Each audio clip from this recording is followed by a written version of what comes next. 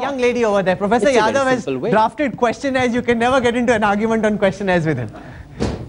Sir, actually, why not selecting students on the basis of merit? Why we need reservation? Even why don't we keep every college open for students on the basis of their merit? I mean, reserving one college also on the basis of, you know, if they are Delhiite or not. I am not a Delhiite. I am studying in DU and I feel very proud that we are selected on the basis of our merit, not because we belong to a particular state. And that too, when we are coming from our hometowns to study into Delhi University, the best university we have in our country, why don't the people of Delhi who don't get that much percentage go to other states and get the admission? Yes, sir. That is not key. They have to be in Delhi only. They have to be in the hometowns. We have left our hometowns. So we have scored marks. I'm one of those students who had the privilege of coming from a small town in Rajasthan to study in Delhi. I would certainly not wish to deny that privilege to anyone.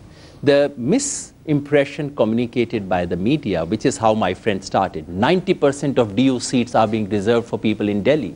This is complete nonsense. There is no such decision.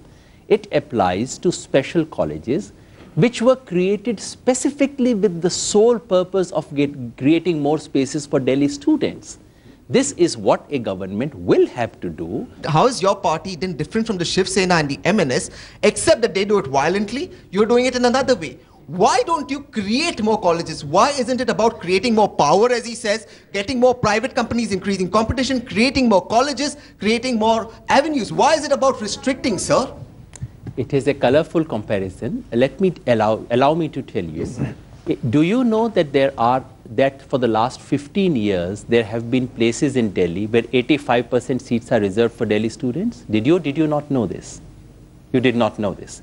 There are 3 universities in Delhi. There is Ambedkar University, there is IP University, there is a technical university, all established under the previous regime by Congress. All 3 of them fully funded by Delhi government. All 3 of them have always had this rule of 85%. So, if that was not Shiv Sena, how does suddenly our doing this becomes a Shiv Sena? The logic is simply this. Wherever Delhi government is putting all the money to run an institution, it is Delhi government's job to ensure that the students who do +2, he's made that point. Whichever part of the country they come from, but if they have done schooling in Delhi, it is our job to get those students a seat in college. Okay, he's made that point. You have a difference of opinion. Let's respect that. So we've had a very candid town hall interaction with Yogendra Yadav, almost like a Mohalla Sabha in the way that they envisaged it. I'm glad you endorse Mohalla Sabhas.